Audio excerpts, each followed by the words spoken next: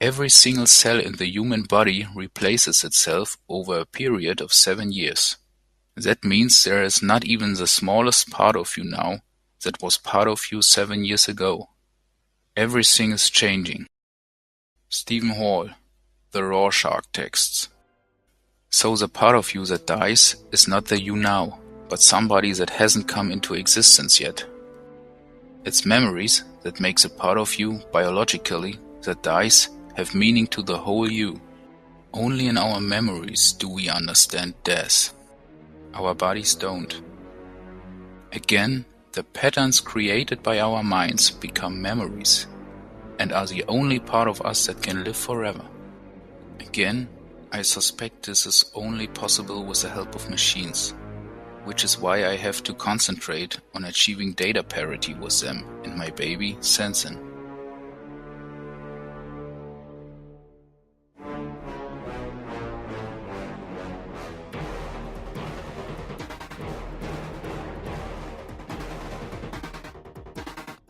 Conceptual Shark by Matthew Grundy. Just finished reading Rorschach texts. It seems to me this is what Sensen is potentially all about. By preserving memory as part of an emotional state or even experience, then we get closer to some kind of truth or kind of verifiable story. That's an exciting part of the future that machines can, ironically or not, help us with. So we have chemical memory, digital memory, and also fictional memory, which is in effect the one that affects us the most.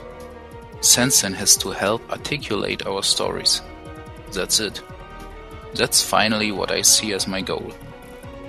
In a world of conflict, disaster, and personal loss, we can help make everyone's life a better story.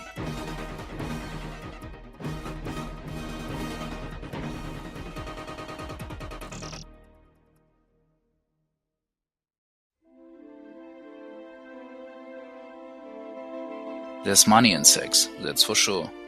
But I don't want Sensen to be that sex app. How to have fun with his ability to read sexual arousal, with being seen as a gimmick and undermining the real work we need to do. It's tricky, but a part of me would rather leave completely than become known as a sex gadget guru. Our bodies can't lie. If we are hungry, thirsty, or feeling sexy, the body gives off signals. We are at the mercy of our urges.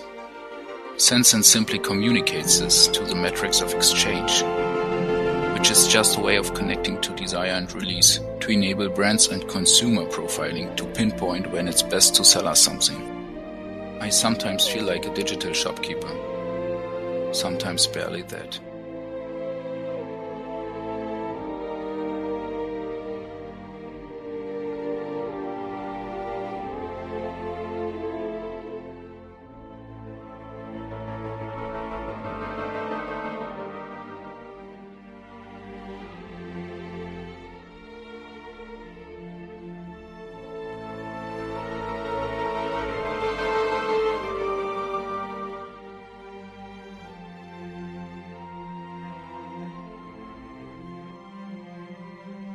The last entry in this blog is from May 13th in 2013. Thanks to Molly, this design looks great. Our ship is finally about to sail. If only I had a crystal ball to see what comes next. There's no device for that. If there's one thing I've learned, it's that you can do everything yourself. You have to trust, to let go, to let other people in. That's a big step for me. What will be the next one? Do Molly and I stay together?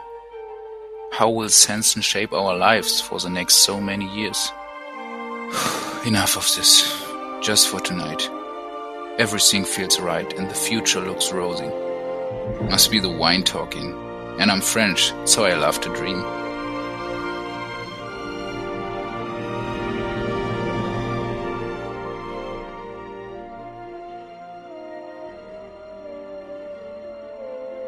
And here we are, on the brink of a new era, the first usable version of the sensation engine, or shortly Sensen. We witness the birth of Memorize, a Google for the human mind, a company which will soon leading the market and deliver a whole new kind of product to the customer. Memories. Thank you for watching the second episode. Like I explained in the first episode, this video isn't only for entertainment. There are people out there which slowly lost their memories because of Alzheimer's disease. This and the upcoming episodes were created to pay attention to these people.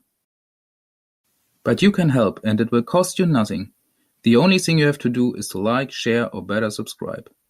This will help us to continue this project and reach a greater audience.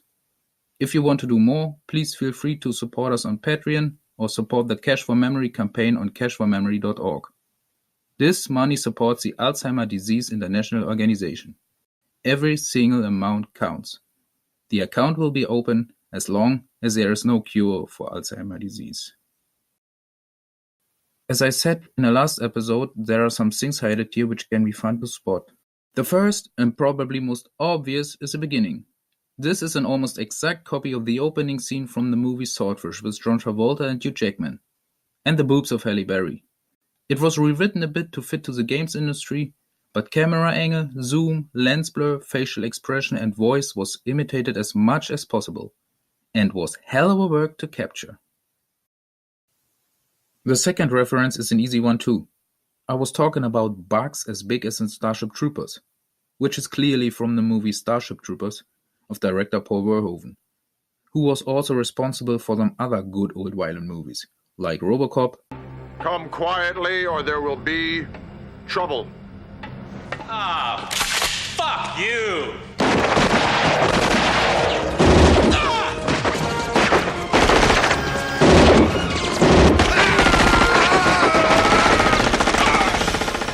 And Total Recall.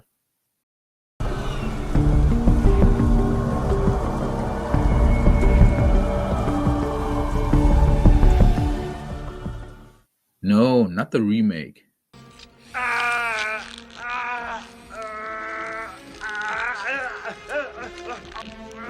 Yes, now we got the right one.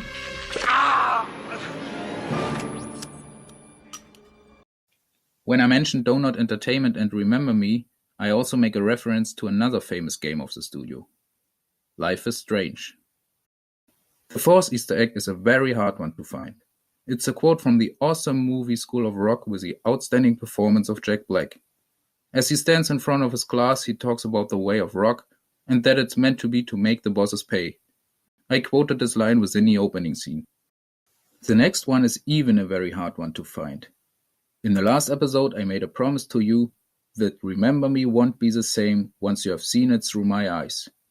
This is a tagline from the movie poster of Forrest Gump, stated that the world won't be the same once you have seen it through the eyes of Forrest Gump.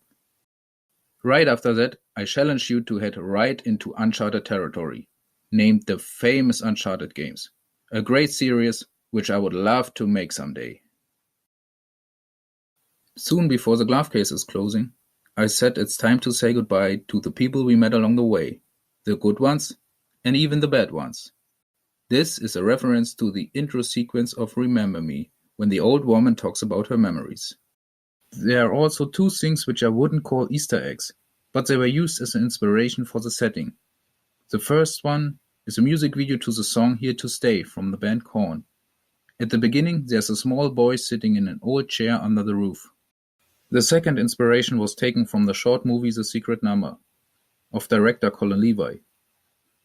He used interesting camera angles to make a certain scene more exciting, even if it's just two guys sitting in a room and talking. I tried to copy that.